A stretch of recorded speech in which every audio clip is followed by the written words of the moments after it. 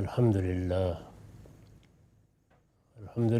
رب العالمین والصلاة والسلام علی محمد الامین اعوذ باللہ من الشیطان الرجیم بسم اللہ الرحمن الرحیم۔ خواتین و حضرات، ہم سورہ ہود کی آیت 30 سے سورہ کا مطالعہ کر رہے ہیں۔ اس میں نوح علیہ السلام کی تقریر شروع ہوئی تھی۔ یہ بات واضح کی جا چکی ہے کہ اللہ کے پیغمبروں کی یہ سرگزشتیں استدلال کے لیے سنائی جاتی ہیں۔ یہ اس بات کو واضح کرتی ہیں کہ وہ لوگ جو قرآن مجید کے اس وقت مخاطب ہیں وہ اس حقیقت کو سمجھیں کہ ان کی طرف ایک رسول کی بعثت ہو گئی ہے، اس لیے اب وہ خدا کی عدالت میں کھڑے ہیں، ان کے لیے فیصلہ صادر ہونا ہے۔ اس سے پہلے کہ اللہ تعالیٰ کا عذاب ان پر آ جائے وہ نصیحت حاصل کریں، اللہ کے پیغمبر کو مانیں۔ اس کے لیے مختلف پہلوؤں سے استدلال کیا جاتا ہے، ریزننگ کی جاتی ہے۔ پھر وہ وقت بھی آ جاتا ہے کہ جب ان کے سامنے مختلف قوموں کی سرگزشت رکھ کے ان کو بتایا جاتا ہے کہ تم کوئی انوکھے لوگ نہیں ہو، اس سے پہلے جن قوموں کی طرف اللہ کے رسول آئے ان رسولوں نے اسی طرح ان کو دعوت دی تھی جس طرح یہ اللہ کے رسول کی حیثیت سے تمہیں دعوت دے رہے ہیں، اور پھر جب ان کی دعوت رد کر دی گئی تو اس کا انجام کیا ہوا تھا، ذرا تھوڑی دیر کے لیے رک کر وہ سرگزشت سن لو۔ یعنی یہ موضوع ہے، اس کے تحت یہ سرگزشتیں سنائی جا رہی ہیں۔ میں نے عرض کیا کہ نوح علیہ السلام کی تقریر جاری ہے۔ وہ یہ کہتے ہیں کہ وَيَا قَوْمَ مَن يَنصُرُنِي مِنَ اللَّهِ إِن طَرَدتُّهُمْ أَفَلَا تَذَكَّرُونَ۔ میری قوم کے لوگوں، اگر میں ان کو نکال دوں تو خدا سے بچانے کے لیے کون میری مدد کرے گا؟ یعنی پیچھے یہ بات ہوئی تھی کہ جب دعوت دی گئی تو لوگوں نے یہ کہا کہ تمہاری دعوت کو کسی بڑے آدمی نے، کسی دانشور نے، کسی قوم کے سردار نے تو قبول نہیں کیا۔ یہی چھوٹے چھوٹے لوگ ہیں، پس ذہن کے لوگ۔ اس کے لیے جو لفظ استعمال ہوا ہے وہ ہے اراذلنا بادی الرائے، یعنی اس طرح کے لوگ ہیں جو اراذل سے ہیں، پس سے ہیں، نیچے کے لوگ ہیں، اور پھر یہ کہ بے سوچے سمجھے جو چیز چاہے اختیار کر لیتے ہیں۔ اس طرح کے لوگوں نے تم پر ایمان قبول کیا ہے، چنانچہ یہ اگر تمہارے ساتھ ہیں تو ہم جیسے لوگ، دانشور، سردار، زعماء، یہ کہاں آ سکتے ہیں؟ یعنی یہ ساری بات ہے جو انہوں نے کہی، وہ اس کا جواب دے رہے ہیں، اور جواب دیتے ہوئے یہ کہتے ہیں کہ میں تمہاری خوشنودی کے لیے ان لوگوں کو نکال دوں، یہ کیسے ہو سکتا ہے؟ میں نے تمہارے ساتھ کوئی کاروباری معاملہ کرنا ہے کہ جس کے مفادات کو سامنے رکھ کر میں تمہاری بات مانوں؟ میرا اجر اللہ کے ذمے ہے، میں تم سے کوئی معاوضہ نہیں مانگ رہا، میں تو خیر خواہی اور نصیحت کے جذبے سے اپنی بات تمہارے سامنے رکھ رہا ہوں، اور اس لیے رکھ رہا ہوں کہ مجھے اللہ نے اس کا حکم دیا ہے۔ ان لوگوں کی قدر و قیمت کیا ہے؟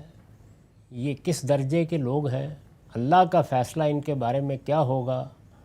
قیامت میں اللہ تعالیٰ ان کو کیا مقام عطا فرمائے گا؟ یہ تو وہی فیصلہ کرے گا۔ اور اس پر انہوں نے آخری تبصرہ یہ کیا تھا کہ وَلَٰكِنِّي أَرَاكُمْ قَوْمًا تَجْهَلُونَ، مگر میں دیکھتا ہوں کہ تم لوگ جہالت میں مبتلا ہو۔ تو یہ بات کہہ دی تھی۔ اس کے بعد اب وہ کہتے ہیں کہ تمہارے اس مطالبے کو مان کر اگر میں ان کو نکال دوں تو یہ بتاؤ کہ جس پروردگار نے مجھے اس منصب پر کھڑا کیا ہے، اگر اس نے مجھے گرفت میں لے لیا اور اس طرح نکال دینے پر مجھے تنبیہ کی یا سزا کا فیصلہ کیا، تو کون ہے کہ جو اس سے بچانے کے لیے میری مدد کرے گا؟ تو گویا انہوں نے یہ بتا دیا کہ میں تو اللہ تعالیٰ کی طرف سے کھڑا ہوں، اور اس نے مجھے ہرگز ایسی کوئی بات نہیں کہی ہے کہ فلاں اور فلاں سطح کے لوگوں کو ایمان لانا چاہیے اور وہی یہ سعادت حاصل کر سکتے ہیں، اور اگر کوئی غریب اور کوئی نیچے کے طبقے کا آدمی سامنے آئے تو کسی مسکین کو اپنے ہاں جگہ نہ دینا اور انہی کی خوشنودی کے لیے جو یہ کہیں کرنا، مجھے تو ایسی کوئی بات نہیں کہی۔ مجھے اپنا پیغام پیش کرنا ہے، اور میں جانتا ہوں کہ اگر میں ادنا درجے میں بھی کسی شخص کے اوپر حقارت کی نظر ڈالوں گا تو میرے پروردگار کی گرفت سے پھر تم میں سے کوئی مجھے بچا نہیں سکے گا۔ تو یہ انہوں نے پوری بات گویا سامنے رکھ دی۔ افلا تذکرون، پھر کیا سوچتے نہیں ہو؟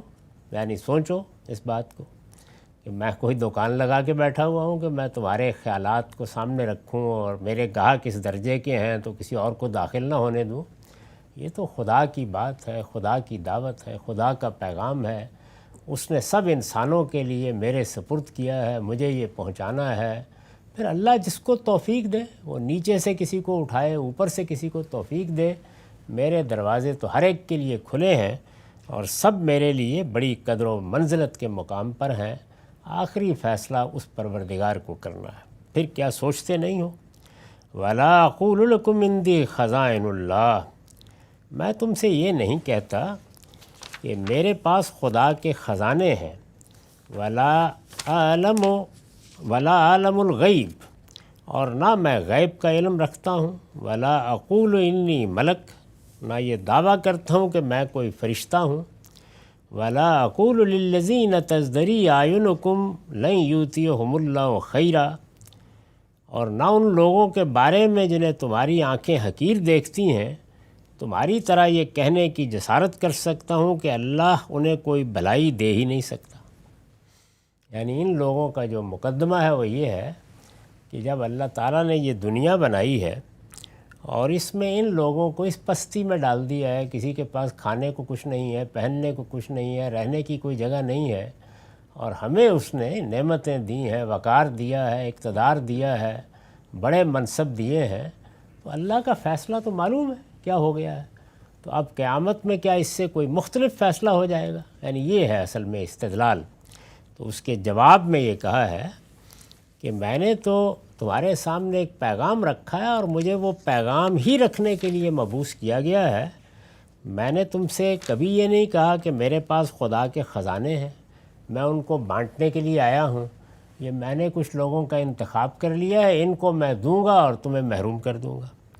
میں نے یہ نہیں کہا کہ میں غیب کا علم رکھتا ہوں، کسی کے اندر کیا ہے باہر کیا ہے وہ جاننے کے بعد میں فیصلے کروں گا کہ کون کس صلاحیت کے ساتھ کس کا مستحق ہے۔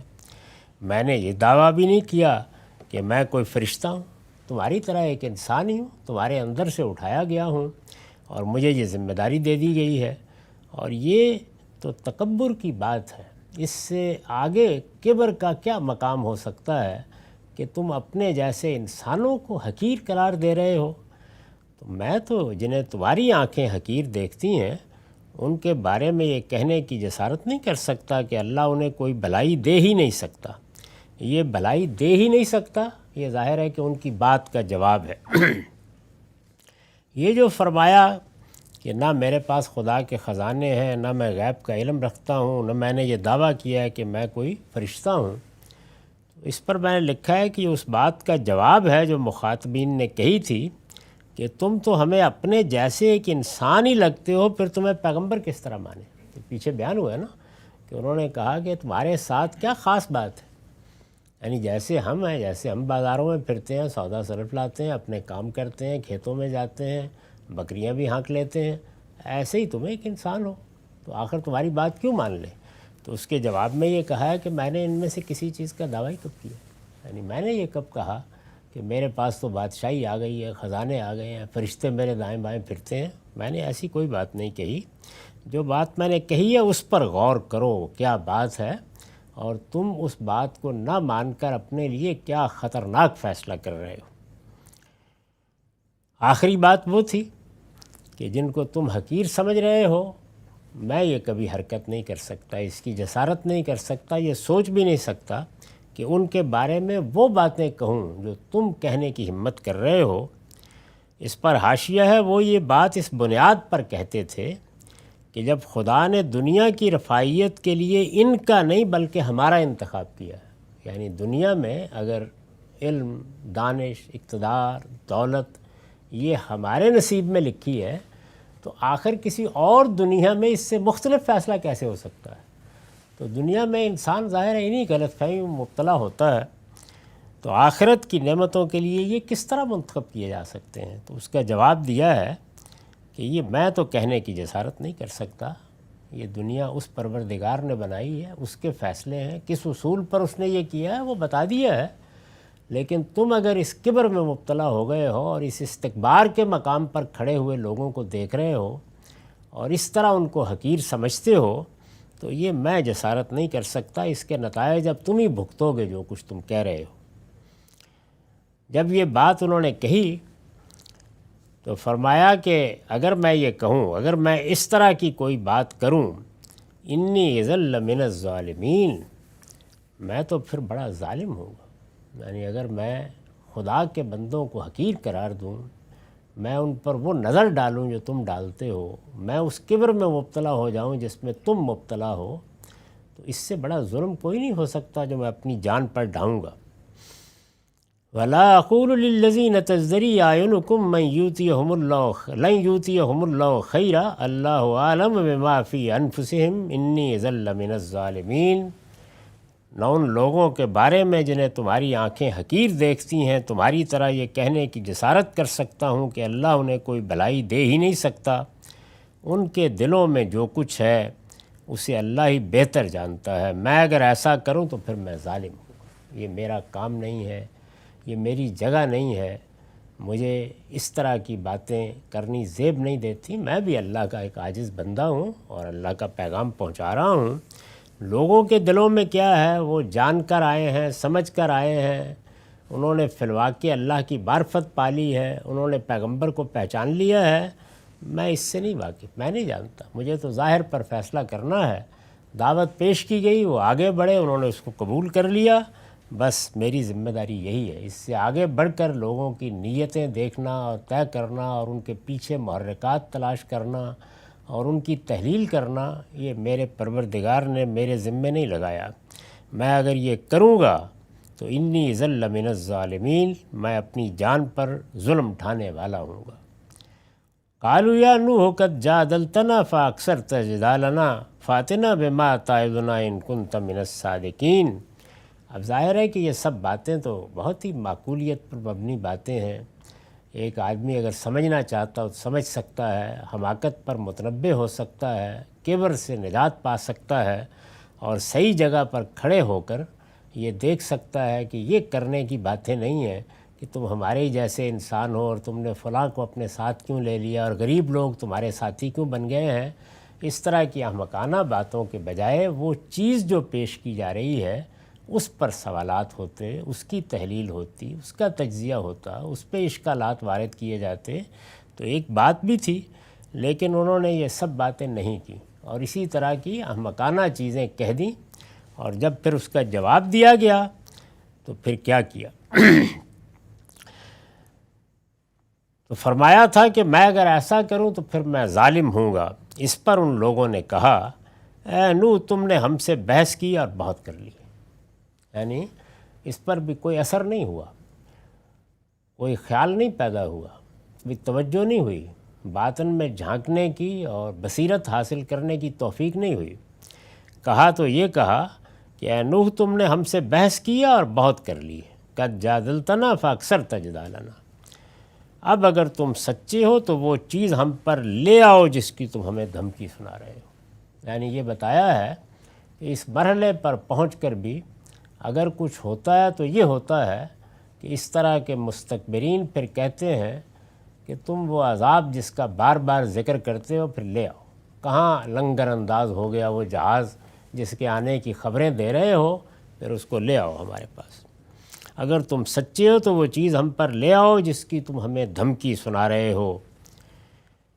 قال انما یاتیکم بہ اللہ ان شاء وما انتم بمعجزین، نوح نے جواب دیا، اس سے پہلے عرض کر چکا ہوں کہ میرے پاس کوئی خزانے نہیں ہیں، میں کوئی غیب کا علم نہیں رکھتا، میں فرشتے ہونے کا دعویٰ لے کر نہیں اٹھا، میں اپنی طرف سے کسی بلندی مقام پر کھڑا ہو کر خطاب نہیں کر رہا۔ یہ جو عذاب کی بات تم نے کی ہے، مجھے بتایا گیا ہے کہ میں تمہیں کہہ دوں کہ اس کے نتیجے میں، یعنی جو رویہ تم نے اختیار کیا ہے اس کے نتیجے میں یہی آیا کرتا ہے، لیکن یہ بھی میرے اختیار میں نہیں، وہ تو تم پر اللہ ہی لائے گا۔ نوح نے جواب دیا، وہ تو اللہ ہی تم پر لائے گا اگر چاہے گا۔ ہاں اتنی بات میں بتا دیتا ہوں کہ ما انتم بمعجزین، اس وقت تم اس کی گرفت سے نکل نہیں سکو گے۔ یعنی تمہیں غور کرنا چاہیے اس بات کے اوپر، ورنہ یہ میرے اختیار میں یہ بھی نہیں ہے۔ میں تو ایک نذیر مبین ہوں، بس خبردار کرنا، کھلا کھلا خبردار کرنا یہ میری ذمہ داری ہے۔ وَلَا يَنْفَعُكُمْ نُصِحِي إِنْ أَرَدْتُ أَنْ أَنْسَأَ لَكُمْ إِنْ كَانَ اللَّهُ يُرِيدُ أَنْ يُغْوِيَكُمْ۔ میں اگر تمہاری کچھ خیر خواہی کرنا بھی چاہوں تو میری خیر خواہی تمہیں کوئی فائدہ نہیں دے سکتی، یعنی میرے تو اختیار میں کچھ ہے ہی نہیں۔ میں اپنی طرف سے اگر اس موقع پر تمہیں بچانے کی بھی کوشش کروں گا اور اپنی قوم کی کوئی محبت بھی مجھ پر غلبہ پائے گی تو یہ تھوڑی ہے کہ میری بات مان لی جائے گی۔ میں تو اسی جگہ کھڑا ہوں، تو میں اگر تمہاری کچھ خیر خواہی کرنا بھی چاہوں تو میری خیر خواہی تمہیں کوئی نفع نہیں دے سکتی۔ اگر تمہارے اس رویے کے نتیجے میں اللہ نے تمہیں بھٹکا دینے کا ارادہ کر لیا، یعنی یہ جو رویہ ہے تمہارا، اس کا نتیجہ اللہ تعالیٰ کے قانون کے مطابق یہی نکلنا ہے کہ تم بھٹکو گے، اور پھر اس کے بعد صرف یہی نہیں کہ راہ حق سے بھٹکو گے بلکہ بھٹکتے ہی چلے جاؤ گے، اور یہ آخری درجے میں تمہارے لیے خدا کا عذاب بنے گا، دلوں پر مہر لگے گی، پردے تان دیے جائیں گے اور بالآخر عذاب کے گڑھے میں جا گئے ہو، یعنی یہی ہونا ہے۔ تو اگر اللہ کا فیصلہ یہ ہے تو میں تمہیں کیسے بچا سکتا ہوں اس سے؟ یہ ظاہر ہے کہ بہت زیادہ تعصف کا اظہار ہے کہ میرے دل میں تو یہی بات تھی کہ میں تمہاری خیر خواہی کروں، تمہیں اس سے نکال لوں، لیکن اب اگر تم نے اپنے آپ کو اللہ کے سپرد کر دیا ہے اور یہ کہہ کے سپرد کر دیا ہے کہ اللہ جو کرنا چاہے کر لے، ہم تو ماننے والے نہیں ہیں، تو پھر اللہ کا قاعدہ تو یہی ہے کہ تم بھٹکو گے تو نصیحت کی جائے گی، تمہیں وہاں سے نکالنے کی صحیح بھی ہوگی، پھر تمہیں اسی راستے پر ڈال دیا جائے گا یہاں تک کہ پھر آخری نتیجہ نکل آئے گا۔ تو فرمایا کہ وَلَا يَنْفَعُكُمْ نُصِحِي إِنْ أَرَدْتُ أَنْ أَنْسَأَ لَكُمْ إِنْ كَانَ اللَّهُ يُرِيدُ أَنْ يُغْوِيَكُمْ۔ میں اگر تمہاری کچھ خیر خواہی کرنا بھی چاہوں تو میری خیر خواہی تمہیں کوئی فائدہ نہیں دے سکتی اگر تمہارے اس رویے کے نتیجے میں اللہ نے تم کو بھٹکا دینے کا ارادہ کر لیا ہے۔ هُوَ رَبُّكُمْ وَإِلَيْهِ تُرْجَعُونَ، وہی تمہارا پروردگار ہے اور تمہیں اسی کی طرف پلٹنا ہے۔ یہ ظاہر ہے کہ آخری مرحلے کی بات ہوتی ہے۔ قرآن مجید کا عام اسلوب یہ ہے کہ وہ اس طرح خلاصہ کر دیتا ہے، گویا ابتدا سے انتہا تک جو کچھ بھی ہوا وہ یہ ہے، قوم کو بتایا گیا، سمجھایا گیا، مختلف جگہوں پر سیدنا نوح علیہ السلام کی دعوت اس سے مختلف تفصیلات کے ساتھ بیان ہوئی ہے، لیکن وہی ہے کہ اس کے مختلف مراحل ہیں، پہلے کیا کہا، انذار عام کے مرحلے میں کیا کہا، آخری مرحلے میں کیا کہا، تو یہی صورتحال ہے۔ ام یقولون افتراہ، کیا یہ کہتے ہیں کہ ہم پر چسپاں کرنے کے لیے اس شخص نے یہ قصہ خود گھڑ لیا ہے؟ یعنی اب نوح علیہ السلام کی داستان جب سنائی گئی تو ان کے رویے سے، ان کے طرز عمل سے، جس طرح وہ آگے سے بات کر رہے ہیں، یہ معلوم ہو رہا ہے کہ وہ یہ کہہ رہے ہیں کہ یہ جو کچھ بھی یہ سنا رہے ہو تم ساری تفصیلات اپنے پاس سے گھڑ کے اس لیے سنا رہے ہو تاکہ ہم پر چسپاں کر کے ہمیں ڈراؤ، ہمیں خبردار کرو۔ کیا یہ کہتے ہیں کہ ہم پر چسپاں کرنے کے لیے اس شخص نے یہ قصہ خود گھڑ لیا ہے؟ قُلْ إِنِ افْتَرَيْتُهُ فَعَلَيَّ إِجْرَامِي وَأَنَا بَرِيٌّ مِّمَّا تُجْرِمُونَ۔ ان سے کہو اے پیغمبر، اگر میں نے یہ خود گھڑا ہے تو میرے جرم کا وبال میرے ہی اوپر ہے، یعنی میں نے اگر یہ جسارت کر ڈالی ہے تو میں نے پھر ایک جرم کا ارتکاب کیا ہے، تو اس کا وبال بھی مجھے ہی بھگتنا ہوگا۔ لیکن جانتے بوجھتے حقائق کو جھٹلا دینے کا جو جرم تم کر رہے ہو اس کی ذمہ داری تم ہی پر ہے، میں اس سے بری ہوں۔ یعنی اگر میں نے کسی غلط کام کا ارتکاب کیا تو یہ نہیں ہے کہ اس کی سزا تمہیں ملے گی، تم یہ سوچو کہ تم جو کچھ کر رہے ہو اس کی کیا بنیاد ہے. مجھ پر تو الزام لگا دیا تم نے، یہ کہہ دیا کہ میں اپنی طرف سے گھڑ کے لے آیا ہوں، لیکن واقعی یہی بات ہے. تمہارا دل گواہی دیتا ہے اس بات کی. جانتے بوجھتے جن حقائق کو جٹلا رہے ہو ان میں کوئی شبہ ہے تمہیں؟ تم واقعی دل سے یہ بات سمجھتے ہو تو یہ تم جانتے ہو کہ ایک بڑے جرم کا ارتکاب کر رہے ہو. یہ ذہن میں رکھو کہ اس طرح کی باہمی تو تکار کبھی نتیجہ خیز نہیں ہوتی. تمہیں غور کرنا چاہیے تم کیا کر رہے ہو، اور مجھے غور کرنا چاہیے میں کیا کر رہا ہوں. میں اپنے اعمال کے لیے جواب دہ ہوں، اپنے فیصلوں کے لیے جواب دہ ہوں، اور تم اپنے فیصلوں کے لیے اور اپنے اعمال کے لیے جواب دہ ہو. یہ حقیقت ہے کہ یہ ایک نہایت شاندار اور بڑی غیر معمولی تنبیہ ہے. اگر ہم اپنی قومی زندگی میں، مذہبی زندگی میں اس چیز کو اختیار کر لیں، اپنی انفرادی زندگی میں، اپنے معاملات میں، اپنی معیشت معاشرت میں، کہ دوسروں پر بہتان لگانے اور ان کے عیوب تلاش کرنے اور ان کے محرکات تلاش کرنے اور ان کی نیت پر حملہ آور ہونے کے بجائے اپنے طرز عمل پر غور کریں. یہ دیکھیں کہ ہم کہاں کھڑے ہیں، کہاں سے بات کو سن اور سمجھ رہے ہیں، اور دوسرے شخص نے اگر کوئی غلط رویہ اختیار کر لیا ہے تو اس کا یہ مطلب نہیں ہے کہ ہم بھی جواب میں غلط رویہ اختیار کر لیں. یہ جو دوسروں کے اوپر الزام ڈال کر اپنے آپ کو بری کرنے کی کوشش ہے، فلاں نے بھی تو یہی کیا ہے. یعنی آدمی کو حوصلہ نہیں ہونا چاہیے یہ کہنے کا اگر اس کے کسی جرم کی طرف اس کو توجہ دلائی جائے. فوری رد عمل یہی ہوتا ہے کہ یہ جرم فلاں نے بھی تو کیا ہے، یہ اس سے پہلے فلاں کے ہاں بھی تو ہو چکا ہوا ہے. تو مطلب کیا ہے اس کا؟ مطلب یہ ہے کہ اگر فلاں نے کیا ہے تو آپ بچ جائیں گے، اگر فلاں کی غلطی ہے تو آپ کے اعمال نامے سے وہ محو کر دی جائے گی. اگر فلاں نے گالی دی ہے تو کیا اس کے جواب میں آپ کو بھی گالی دینے کا حق حاصل ہو گیا ہے؟ کوئی بہتان، کوئی الزام، کوئی زیادتی، کسی کی جان مال آبرو کے خلاف جو کچھ آپ کر رہے ہیں آپ اس کے لیے جواب دہ ہیں. یہ بات کا مسئلہ ہے کہ کسی دوسرے نے بھی کوئی جرم کیا یا نہیں. تو اس حقیقت کی طرف توجہ دلائی ہے کہ ہر شخص اپنی جگہ جواب دہ ہے. جب مجھے توجہ دلائی جائے کہ تم نے اس جرم کا ارتکاب کیا ہے تو میرا کام ہے کہ میں توبہ و استغفار کروں، اپنے رب کی طرف رجوع کروں، جرم کا اقرار کروں اور کوشش کروں کہ اس سے بچوں. یہ رویہ انسان کے دل کو سیاہ کر دیتا ہے کہ وہ فوراً پلٹ کے کہتا ہے کہ فلاں نے تو یہ کیا. اچھا تم نے میرے اس جرم کی طرف توجہ دلائی ہے، فلاں کی طرف تو توجہ نہیں دلائی. اس سے اللہ کی پناہ مانگنی چاہیے. در حقیقت یہی وہ چیز ہے کہ جو آدمی کو وہاں لے جاتی ہے کہ جہاں سے پھر واپسی کا کوئی راستہ نہیں ہوتا. اللہ تعالیٰ توبہ کی توفیق بھی انہی کو دیتا ہے، صحیح رویوں کو اختیار کرنے کی توفیق بھی انہی کو دیتا ہے. انفرادی زندگی ہو یا قومی زندگی، جن کی نگاہ اپنے جرم پر ہوتی ہے انہیں دوسروں کے جرائم سے کوئی دلچسپی نہیں ہوتی. ان کو توجہ دلائی جائے تو وہ فوراً اپنی طرف توجہ کر کے یہ سوچتے ہیں کہ ہم کیا غلطی کر رہے ہیں. کہیں ایسا نہ ہو کہ ہم خدا کی گرفت میں آ جائیں. ہم تو کسی مجرم کا ساتھ نہیں دے رہے، ہم تو کسی ایسے شخص کے ساتھی بن کر نہیں کھڑے ہو گئے کہ جو دنیا میں فساد پیدا کر رہا ہے. اور کیا ہم خود بھی فساد پیدا کر رہے ہیں؟ تو اپنے اعمال پر نگاہ کرنا، اس کے لیے یہ عذر کہ فلاں یہ کر رہا ہے تو اب انہوں نے کیا کیا ہے، پیغمبر پر ایک جرم کی تہمت لگا کے خیال کر رہے ہیں بچ جائیں گے. تو جواب میں یہ کہا ہے کہ بھائی اگر میں نے کچھ کیا ہے تو میرے جرم کا وبال مجھ پر ہے، تم پر تو نہیں آ جانا. تم بتاؤ تم کیا کر رہے ہو، سوچنا تو تمہیں یہ چاہیے اس موقع کے اوپر. تو یہ بتایا معاف کیجیے.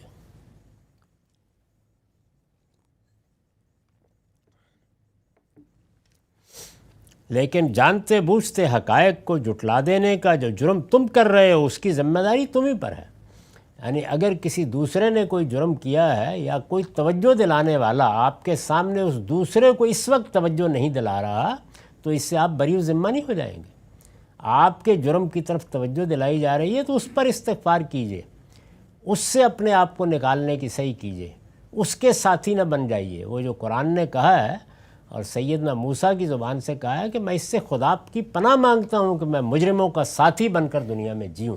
یہ کوئی آسان معاملہ نہیں ہے، لیکن انسان کو اس کا خیال نہیں ہوتا. تو یہ کہا کہ اے پیغمبر آپ یہ بات ان کو کہہ دیں.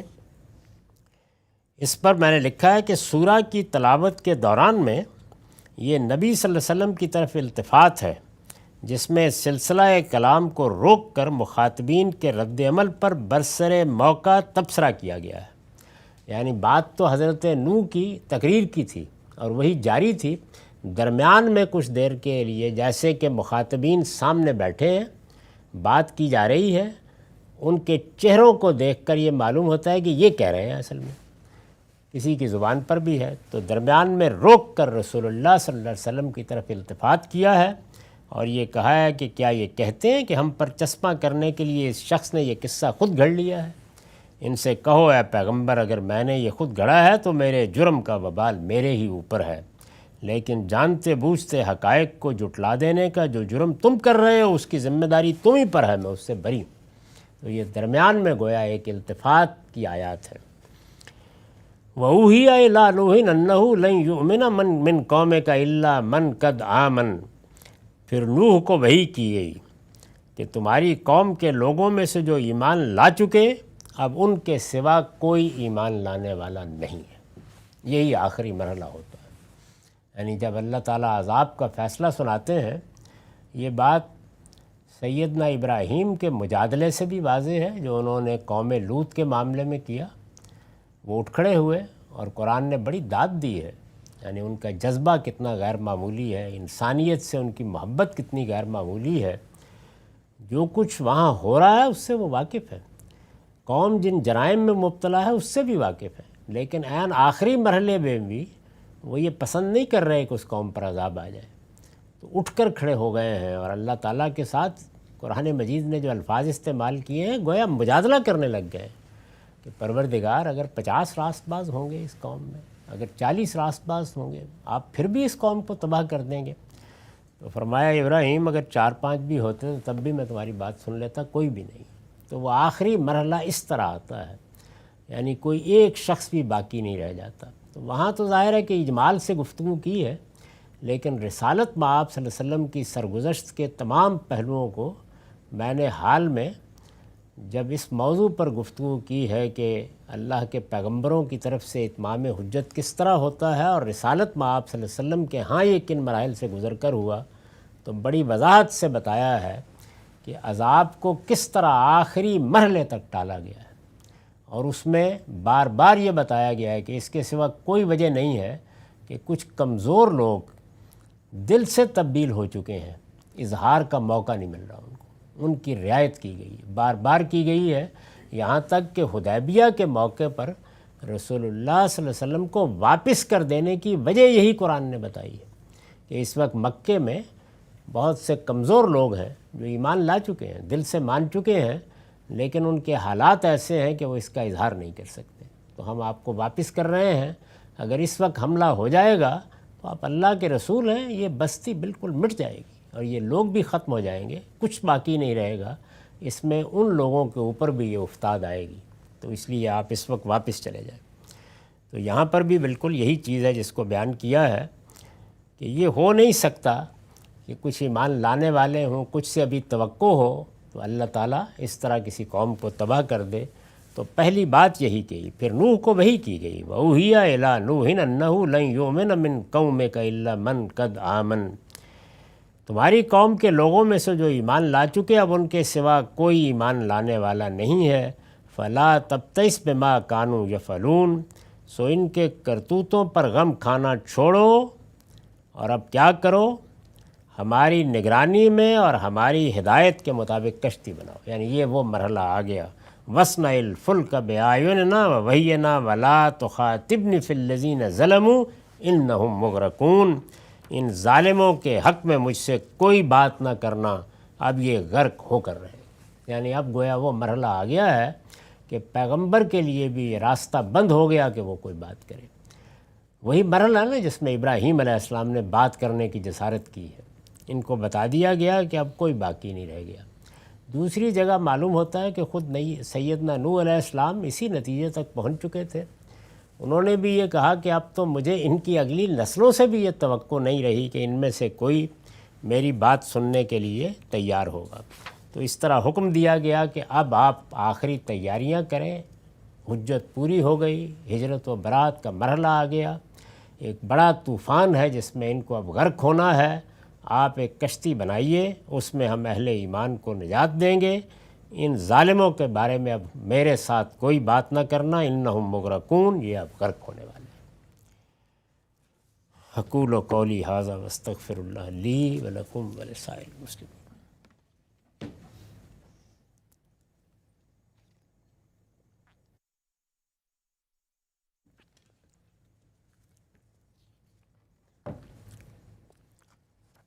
بسم اللہ الرحمن الرحیم۔ یہ عذاب قبر کی روایتوں کا باب ہے، اور ہم ایک طویل روایت کا اجزاء میں مطالعہ کر رہے ہیں۔ یہ مسند احمد کی روایت ہے اور اس کا رقم 25,079۔ اس کے ایک حصے کا ہم نے مطالعہ کر لیا، اصل متن پورا پڑھ لیا تھا، اور بعض چیزیں ہیں جن پر ہم گفتگو کر رہے ہیں۔ رسول اللہ صلی اللہ علیہ وسلم نے ایک بات تو یہ فرمائی، اس سے پیچھے ظاہر ہے بہت سی چیزیں ہو چکی ہیں، ان کی ہم وضاحت کر چکے ہیں۔ ایک بات تو یہ فرمائی کہ جب تم دنیا سے رخصت ہوگے تو ہر شخص سے اس کے لحاظ سے فرشتے گفتگو کرتے ہیں، اس کی وضاحت کی ضرورت نہیں، اس لیے کہ وہ باتیں قرآن میں بیان ہو گئی ہیں۔ یعنی وہ جب آتے ہیں نیکوکار لوگوں کو لے کے جاتے ہیں، اسی طرح سے جب مجرموں کو لے کے جاتے ہیں تو ان کا سلوک مختلف ہوتا ہے، سوالات بھی مختلف ہوتے ہیں، پوچھتے ہیں وہ کہ یہ تم کیا کر رہے تھے، کس صورتحال سے دوچار تھے۔ تو یہ قرآن مجید میں یہ سوالات نقل ہوئے ہیں، اور اس میں کوئی ایک چیز نہیں ہے کہ جس طرح لوگوں نے تاثر دے دیا کہ بس یہ 3-4 سوال ہیں، نہیں، ہر شخص سے اس کے لحاظ سے وہ کیا کر رہا تھا، اس کی ذمہ داری کیا تھی، مختلف سوالات ہیں جو نقل ہوئے ہیں۔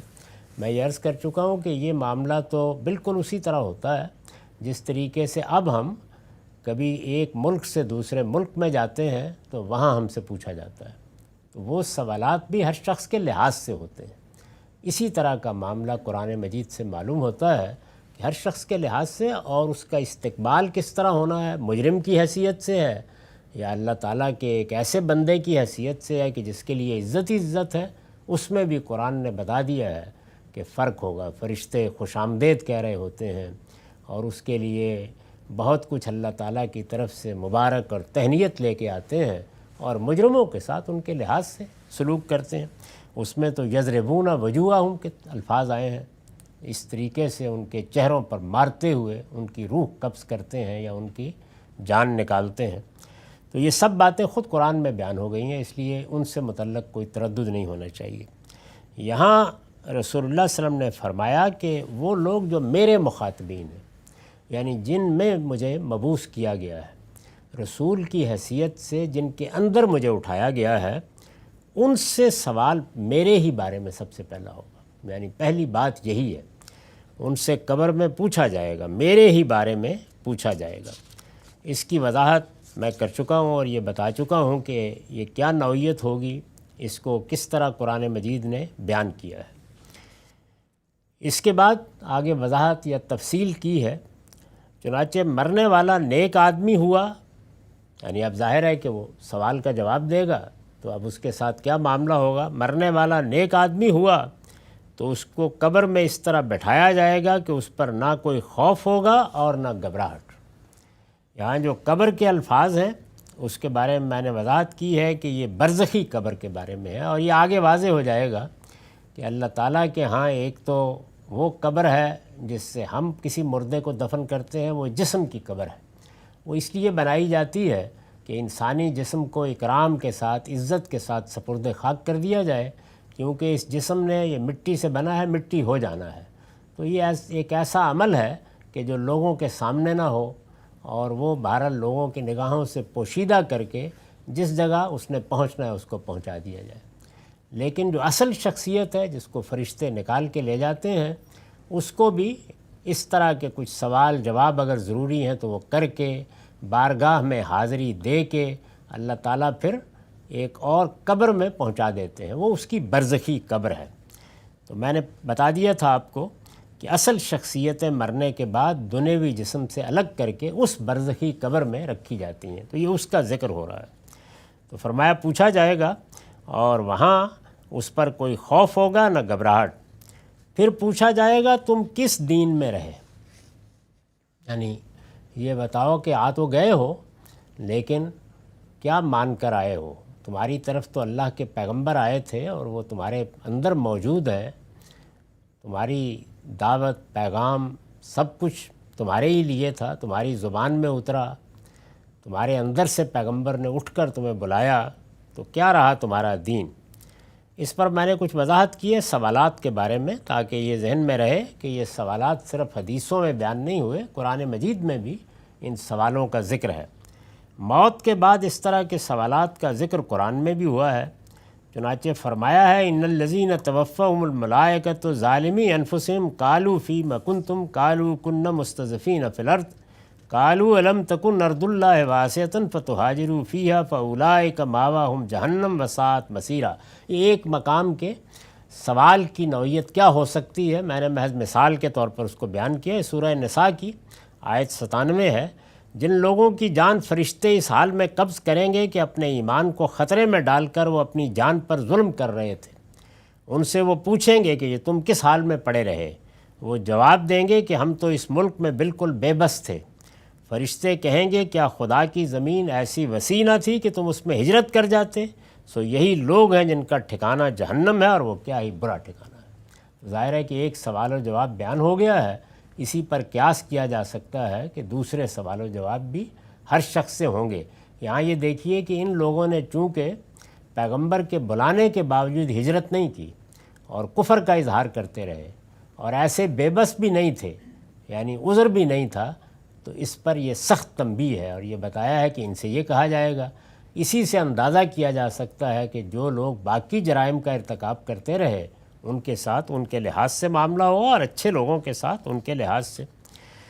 تو جب یہ سوال کیا جائے گا کہ تم کس دین میں رہے، وہ کہے گا اسلام میں۔ پھر سوال کیا جائے گا اس شخص کے بارے میں کیا کہتے ہو جو تمہارے درمیان موجود تھا، حاضر رجل، یعنی اس شخص کے بارے میں جیسے کہ کوئی سامنے موجود ہو۔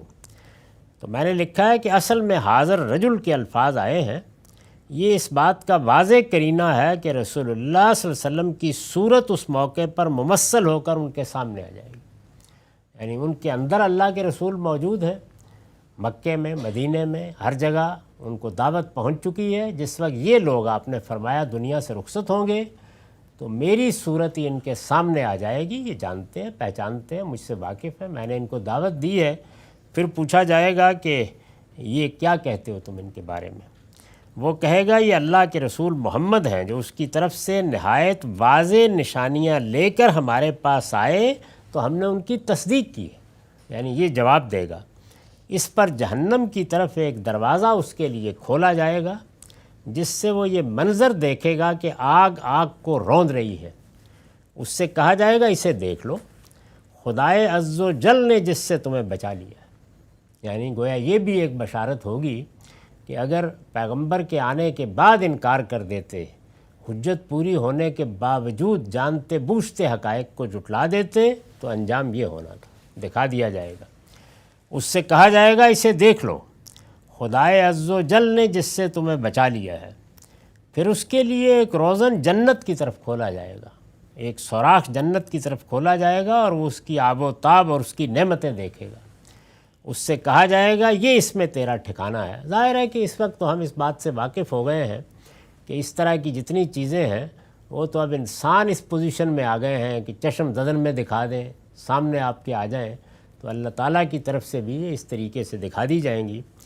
اور پھر اس سے کہا جائے گا کہ یہ اس میں تیرا ٹھکانہ ہے، اور یہ بھی کہ تو یقین پر تھا، اسی پر تو دنیا سے رخصت ہوا، اور اللہ نے چاہا تو اسی پر تجھے اٹھایا جائے گا۔ یعنی یہ گویا آخری گفتگو ہوگی، بشارت دے دی گئی، بتا دیا گیا، بس پھر اس کے بعد سلا دیا جائے گا۔ اس کے برخلاف آدمی برا ہوا تو اس کو جب قبر میں بٹھایا جائے گا تو وہ گھبرایا ہوا اور بد حواس ہوگا۔ پھر اس سے پوچھا جائے گا تم کس دین میں رہے، یعنی وہی رسول اللہ کے مخاطبین میں سے۔ وہ کہے گا میں کچھ نہیں جانتا۔ پھر سوال کیا جائے گا اس شخص کے بارے میں کیا کہتے ہو جو تمہارے درمیان موجود تھا؟ وہ کہے گا اس کے متعلق میں نے ایک بات لوگوں کو کہتے ہوئے سنا، بس وہی میں نے بھی کہہ دی تھی۔ مطلب جیسے لوگ انکار کر رہے تھے، میں نے کہا کہ یہ بھی ایسے ہی ہوگا۔ پھر اس کے لیے ایک روزن جنت کی طرف کھولا جائے گا اور وہ اس کی آب و تاب اور اس کی نعمتیں دیکھے گا. اس سے کہا جائے گا اسے دیکھ لو جسے اللہ نے تجھ سے پھیر دیا ہے. یعنی یہ جنت تھی جو تمہارے دروازے پر آئی تھی، تم اس سے محروم ہو گئے. پھر اس کے لیے ایک روزن جہنم کی طرف کھولا جائے گا جس سے وہ یہ منظر دیکھے گا کہ آگ آگ کو روند رہی ہے. اس سے کہا جائے گا یہ اس میں تیرا ٹھکانہ ہے، تو شک ہی میں رہا، اسی پر دنیا سے رخصت ہوا اور اللہ نے چاہا تو اسی پر تجھے اٹھایا جائے گا. اس کے بعد اس کے لیے عذاب شروع ہو جائے گا. یعنی رسول اللہ کے مخاطبین میں سے جن لوگوں نے جانتے بوجھتے انکار کیا، ان کے لیے دنیا میں بھی اور یہاں بھی. تو اس پر میں نے لکھا ہے یعنی اسی نوعیت کا عذاب جس کا ذکر سورہ مومن کی آیات میں فرعونیوں کے حوالے سے ہوا ہے کہ دوزخ میں ان کا ٹھکانہ انہیں صبح و شام دکھایا جاتا ہے. ہم پیچھے بیان کر چکے ہیں کہ یہ سب نیند کی سی حالت میں ہوتا ہے. تو یہ گویا صورتحال ہے جو اس میں بڑی حد تک نمایاں ہو کے سامنے آ گئی ہے کہ وہ کون لوگ ہیں جن کے ساتھ یہ معاملہ ہوگا. یعنی جن پر پیغمبروں نے حجت تمام کر دی اور انہوں نے ان کے زمانے میں ان کا انکار کر دیا یا اقرار کیا. اقرار کرنے والوں کے لیے یہ جنت ہے اور انکار کرنے والوں کو دنیا میں بھی عذاب سے دوچار ہونا ہوتا ہے اور آگے. وآخر دعوانا الحمدللہ رب العالمین. اب 10 منٹ کا وقفہ ہے، اس کے بعد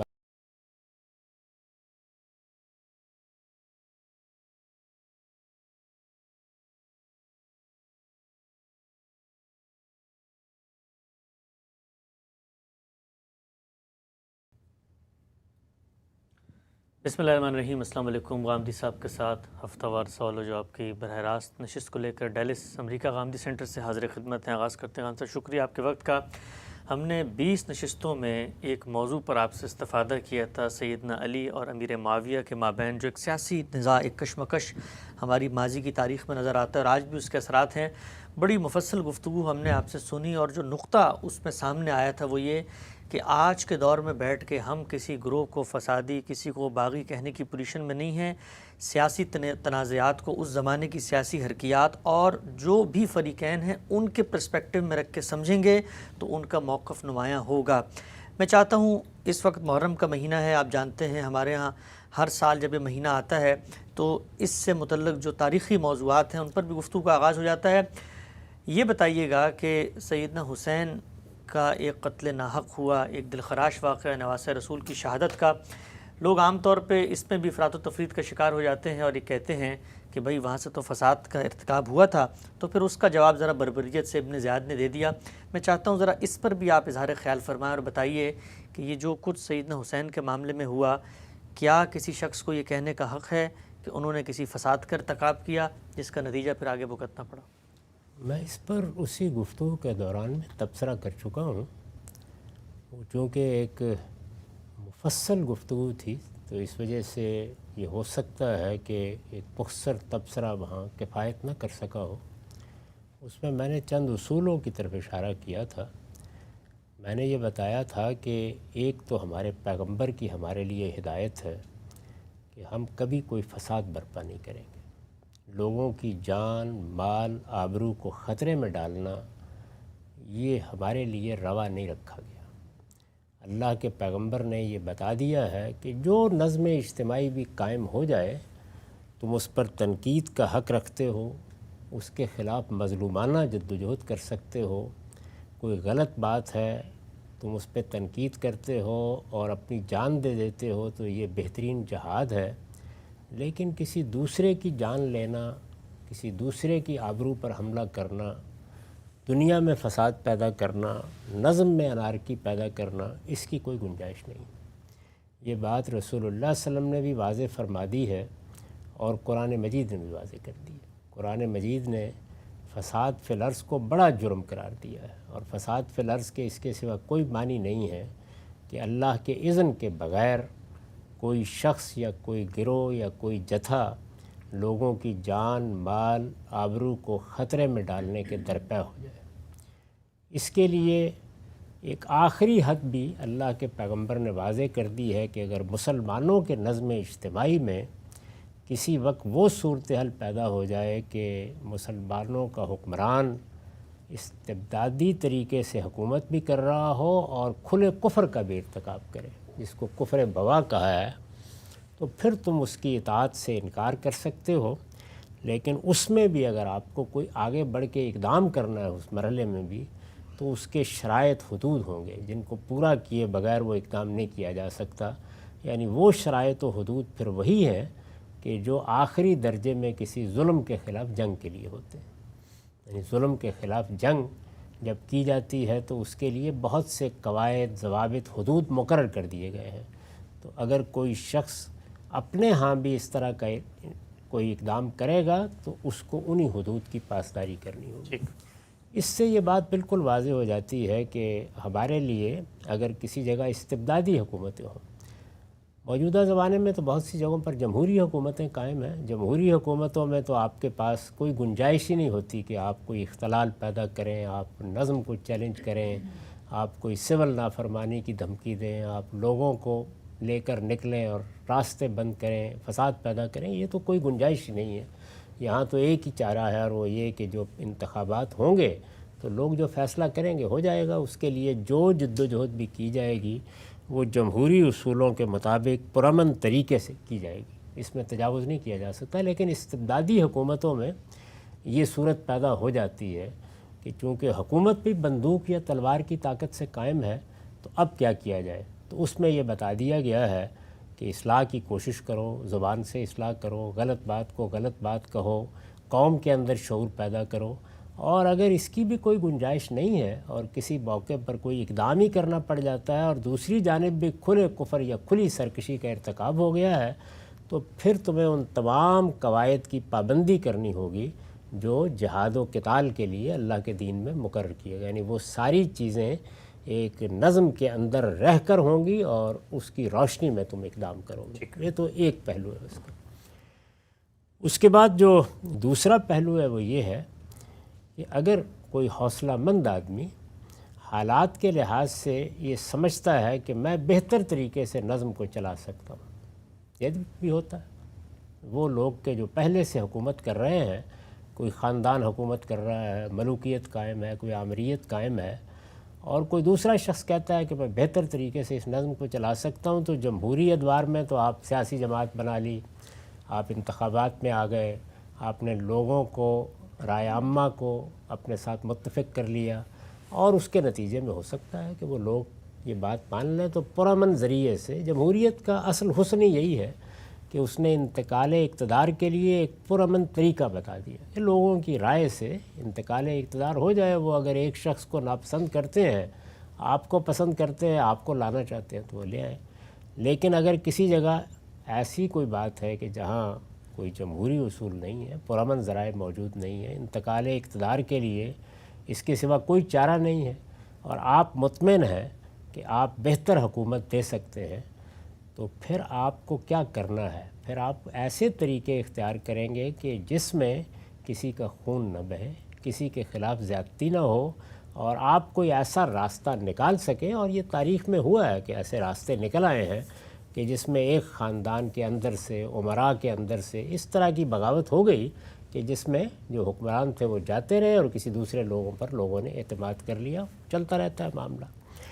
اس طرح کی صورتحال میں اقدام کا حق تو آپ کو مل جاتا ہے، یعنی یہ کوئی لازم نہیں ہے کیونکہ استبدادی حکومت ہے تو آپ کریں۔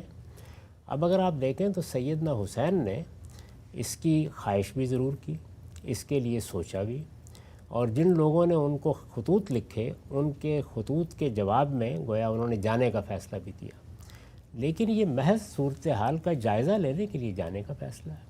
ایک سلطنت میں، ایک ریاست میں مختلف لوگ موجود ہیں، مختلف شہر موجود ہیں، وہاں آدمی جانا چاہتا ہے یا ملنا چاہتا ہے یا لوگوں سے بات کرنا چاہتا ہے، تو خلفائے راشدین نے جو روایت قائم کی تھی اس میں اس طرح کی کسی پابندی کی تو کوئی گنجائش نہیں تھی۔ وہ اگر وہاں سے ایک لشکر اکٹھا کرتے اور کوئی اعلان جنگ کر دیتے تو پھر 10 باتیں کہی جا سکتی تھیں، ان میں سے کوئی چیز انہوں نے نہیں کی۔ اپنے خاندان کے لوگوں کے ساتھ انہوں نے یہ فیصلہ کیا کہ وہ کوفہ چلے جائیں، وہاں چونکہ ان کے والد کا دارالحکومت رہا تھا، ان کے بہت سے وہاں جاننے ماننے والے تھے، بہت سے لوگ تھے جو یہ چاہتے بھی تھے کہ اگر وہ آئیں تو ممکن ہے کہ کوئی ایسا راستہ نکل آئے کہ جس سے ایک چھاونی ہے، ایک بڑا علاقہ ہے، وہاں پر نظم قائم ہو جائے تو آگے بھی کچھ بات کی جا سکے. تو یہ ساری چیزیں ہیں جو ایسا تو نہیں ہے کہ سب کی سب ہمارے سامنے لکھی ہوئی موجود ہے، لیکن قرائن سے معلوم ہوتا ہے کہ اس سے زیادہ کچھ نہیں ہے.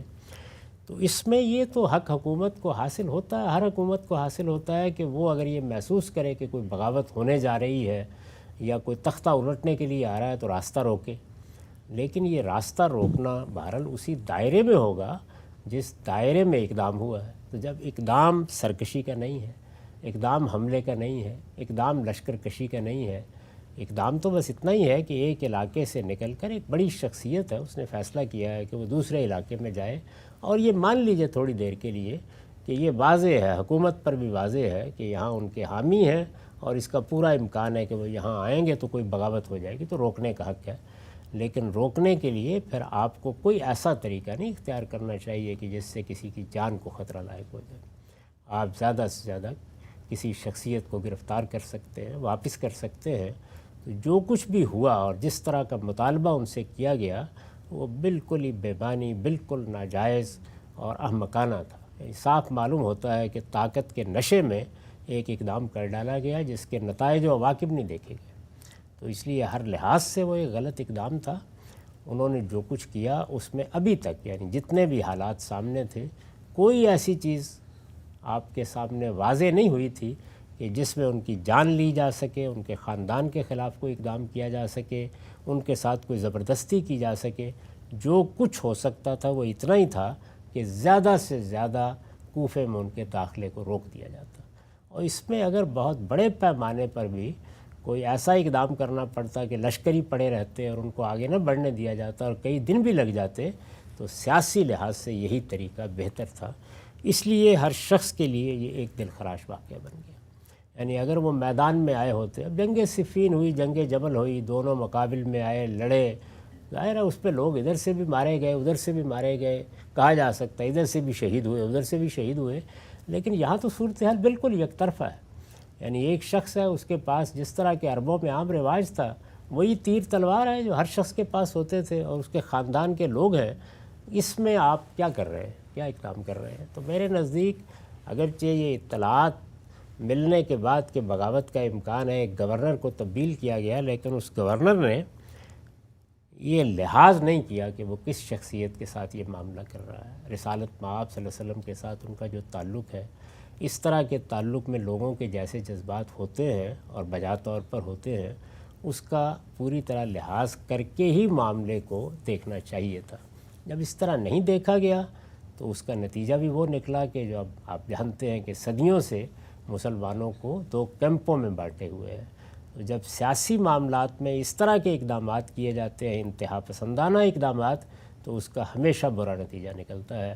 اس سے آج کے زمانے میں بھی یہ سبق ملتا ہے کہ اجتناب کرنا چاہیے اور سیاسی رہنماؤں کے معاملے میں اس طرح کے طریقے اختیار نہیں کرنے چاہیے، کیونکہ سیاسی رہنماؤں کو آپ نہ قانون کی طاقت سے ختم کر سکتے ہیں، نہ تلوار کی طاقت سے ختم کر سکتے ہیں. ٹھیک ہے، بڑی اہم گفتگو آپ نے فرمائی کہ استبداد ہے، اس کے خلاف کوئی اگر حوصلہ مند آدمی پرامن طریقے سے جدوجہد کرتا ہے، اعلان بغاوت نہیں کرتا، تو پھر جو کچھ ہوا سیدنا حسین کے معاملے میں اس پہ کوئی دو رائے نہیں ہے کہ وہ بڑا ہی ظلم اور بربریت ہے. یہ بتائیے کہ ابھی آپ نے ایک نقطہ یہاں پر بیان کیا کہ جو آپشنز ان کے سامنے رکھے گئے وہ احمقانہ آپشن تھے.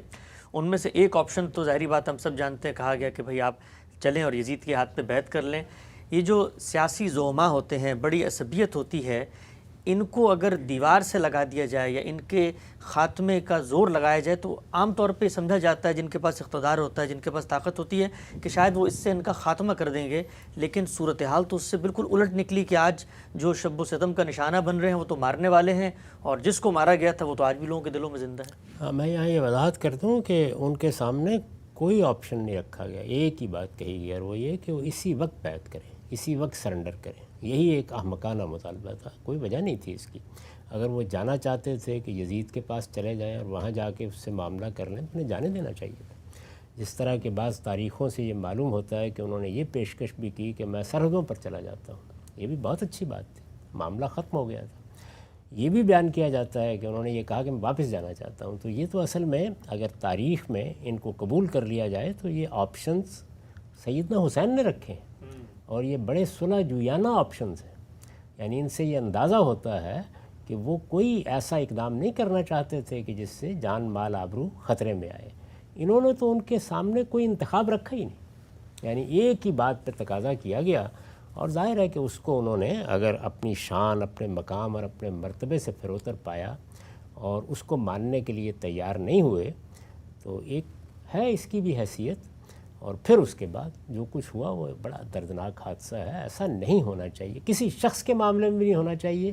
کجا یہ کہ نواسہ رسول ہیں، ان کا خاندان نبوت سے تعلق ہے، مسلمانوں کے ان کے ساتھ جذبات وابستہ ہیں، ان کی اپنی زندگی جو پہلے کی ہے بڑی پاکیزہ زندگی ہے، تو اس میں اگر آپ اس درجے کے کسی شخص کے ساتھ، اس درجے کی کسی شخصیت کے ساتھ یہ معاملہ کرتے ہیں تو یہ غیر سیاسی بھی ہے، غیر عقلی بھی ہے، غیر اخلاقی بھی ہے، ایسا کسی حال میں بھی نہیں کرنا چاہیے۔ سیاسی رہنماؤں کے بارے میں جو آپ نے پوچھا ہے تو اس میں بھی یہی بات ہے کہ اگر کسی نے کسی جرم کا ارتکاب کیا ہے تو اس میں تو ہمارا دین یہی کہتا ہے کہ کسی کے ساتھ کوئی رعایت نہیں کی جا سکتی، لیکن ملک میں ایسے قوانین بنانا جس میں لوگوں کی رائے کی بجائے قوانین راستہ روکنے کا کام کریں، یہ جمہوری اصولوں کے بھی خلاف ہیں اور یہ سیاست کی نفسیات کے بھی خلاف ہیں۔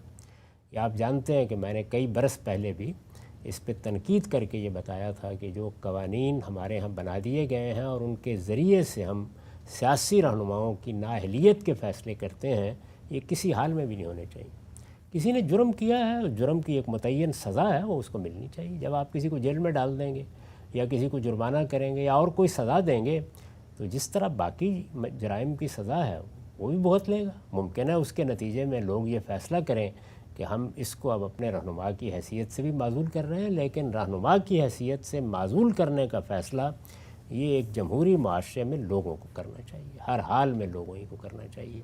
اس طرح کے قوانین کے ذریعے سے آپ سیاسی عصبیت کو ختم نہیں کر سکتے۔ پھر نتیجہ کیا نکلتا ہے؟ نتیجہ یہ نکلتا ہے کہ قوانین کچھ کہہ رہے ہوتے ہیں، لوگ کچھ کہہ رہے ہوتے ہیں، حقیقت کچھ ہوتی ہے، منظر کوئی اور سامنے آ جاتا ہے۔ تو اس سے اجتناب کرنا چاہیے۔ بالکل احمقانہ تدبیریں ہیں، اس طرح سے نہ کسی کو سیاسی لحاظ سے اوپر لانے کی صحیح کرنی چاہیے اور نہ نیچے گرانے کی صحیح کرنی چاہیے۔ صاحب ایک اور آخری سوال اس موضوع سے متعلق، اس پہ بھی رہنمائی کیجیے گا، کیسے دیکھنا چاہیے اس کو۔ یہ بحث بھی ہمارے یہاں ہوتی ہے کہ جو کچھ ہوا کربلا کے اندر یہ ایک لوکل سطح کے اندر کیا گیا اقدام تھا، ایک گورنر کی طبیعت کے اندر ایک طرح کی تیزی تھی، غصہ تھا، اس کا اظہار ہوا۔ پورے بنو امیہ یا پورا کے پورا جو اس وقت کا سیٹ اپ تھا اس کو آپ اس اقدام کا ذمہ دار قرار نہیں دے سکتے، تو اس میں پھر اعتدال کی بات کیا ہے؟ یعنی اس معاملے کو ہم کیسے دیکھیں گے؟ بظاہر یہی معلوم ہوتا ہے کہ کوئی یوں نہیں تھا کہ پیچھے سے کوئی احکام دیے گئے ہیں یا کوئی پابند کیا گیا ہے یا اس کی کوئی بعد میں تحسین کی گئی ہے۔ سب کو بعد میں یہی خیال ہوا کہ یہ حدود سے تجاوز ہو گیا ہے، لیکن آپ جانتے ہیں کہ سیاسی لحاظ سے جو ذمہ دار لوگ ہوتے ہیں، کسی کو آپ نے گورنر بنایا ہے، کسی کو پولیس کی ذمہ داری دی ہے، کسی کو فوج کی ذمہ داری دی ہے، تو بالعموم پھر یہ سزائیں نہیں دی جاتی۔ اس کی وجہ یہ ہوتی ہے کہ اگر آپ اس طرح کے اقدامات پر بھی سزائیں دینا شروع کر دیں گے تو کل کو کوئی نظم کو قائم کرنے کے لیے تیار نہیں ہوگا، اور ملوکیت میں تو اس کی گنجائش ہی نہیں ہوتی، کیونکہ ملوکیت اس اصول پر قائم ہوتی ہے کہ سیاسی اختلاف نہیں کرنے دیا جائے گا۔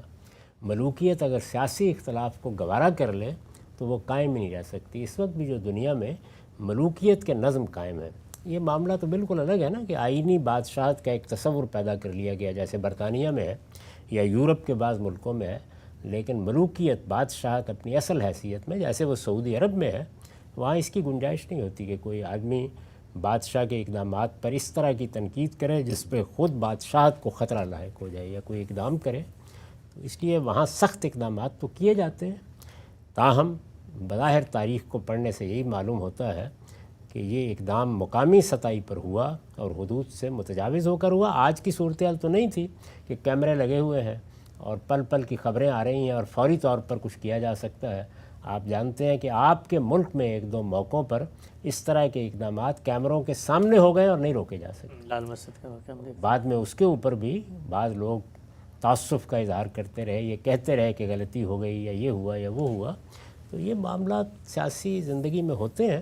بظاہر یہ معلوم ہوتا ہے کہ نہ پہلے سے کسی کی منصوبہ بندی تھی اور نہ بعد میں کوئی اس کے اوپر راضی تھا، تاہم جب ہو گیا تو پھر کسی کے پاس بھی اس کا کوئی حل نہیں تھا۔ سیدنا حسین کے اقدام پر ہم سب مختصر ہم نے آپ سے گفتگو کی. جو اس پورے تنازع کا پس منظر جاننا چاہتے ہیں وہ ہماری 20 نشستوں پر مشتمل وہ سیریز دیکھ سکتے ہیں, سیدنا علی اور امیر معاویہ کے مابین جو ایک تنازع تھا. آگے بڑھاتے ہیں ہم سب اس سلسلے کو.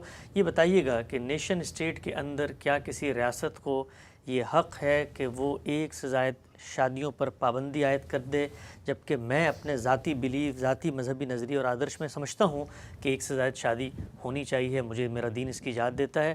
ریاست کے اس معاملے میں قانون سازی اگر کر سکتی ہے تو کس بنیاد پہ؟ ریاست کی قانون سازی کی دو ہی بنیادیں ہیں.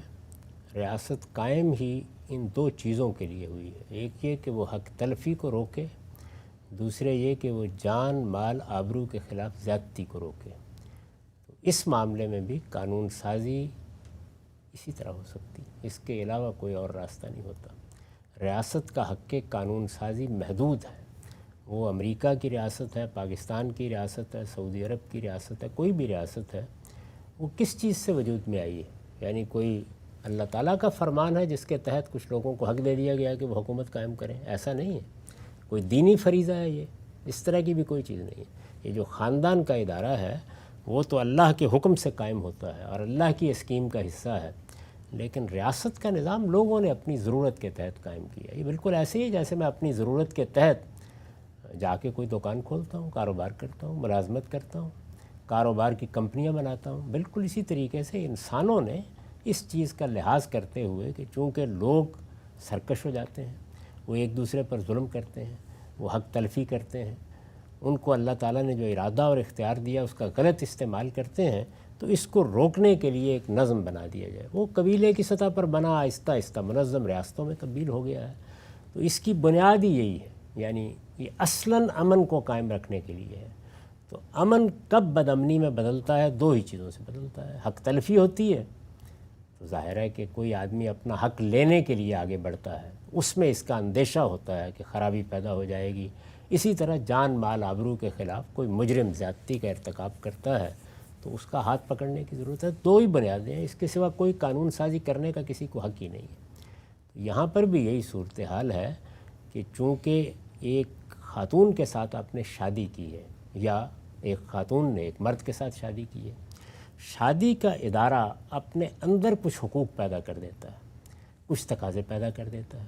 تو اگر یہ معلوم ہوتا ہے کہ وہ تقاضے پورے نہیں ہو رہے یا حقوق تلف ہو رہے ہیں تو اس دائرے میں بھی حکومت قانون سازی کر سکتی ہے.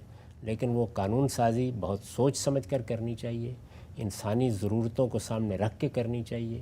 اس کے ایسے طریقے اختیار کرنے چاہیے جس میں اگر کسی چیز کو آپ بالکل بند کر دیں گے تو اس سے کیا فساد پیدا ہوگا, اور اگر آپ کا دروازہ کھلا چھوڑ دیں گے تو اس سے کیا فساد پیدا ہوگا, اس کا حقیقی توازن ہر حال میں قائم رہے. تاہم اس دائرے میں قانون سازی اس اصول پر ہو سکتی ہے کہ پہلے سے جو نظم قائم ہے اور ایک بیوی ہے اور بچے ہیں, کیا اس سے ان کے حقوق تو تلف نہیں ہوں گے جو اقدام آپ کر رہے ہیں؟ تو یہ معاملہ ایسا نہیں ہے کہ بس میری مرضی ہے میں اٹھوں گا اور میں ایک اور شادی کر لوں گا. نہیں, اس میں میری ذمہ داری ہے کہ میں یہ دیکھوں کہ میں جو حقوق پہلے پورے کر رہا ہوں ان کے تلف ہونے کا اندیشہ تو نہیں ہے, یا میں نے کوئی ایسا وعدہ تو نہیں کیا ہوا جس کی میں خلاف ورزی کر رہا ہوں, یا کوئی ان ریٹن ایگریمنٹ تو نہیں ہے جو وجود میں آ گیا جیسے ہمارے ملک میں آ جاتا ہے کہ لوگوں کا خیال نہیں ہوتا کہ اس طرح کا اقدام ہوگا. تو ان سب چیزوں کو سامنے رکھ کر قانون سازی کرنی چاہیے.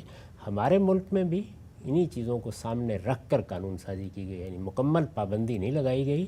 اس کے لیے ایک ضابطہ قاعدہ طے کر دیا گیا کہ یہ شرائط ہوں تو آپ کر سکتے ہیں, اور میرے خیال میں اس میں وہ طریقہ زیادہ اچھا ہے جو ہم نے ملیشیا میں دیکھا.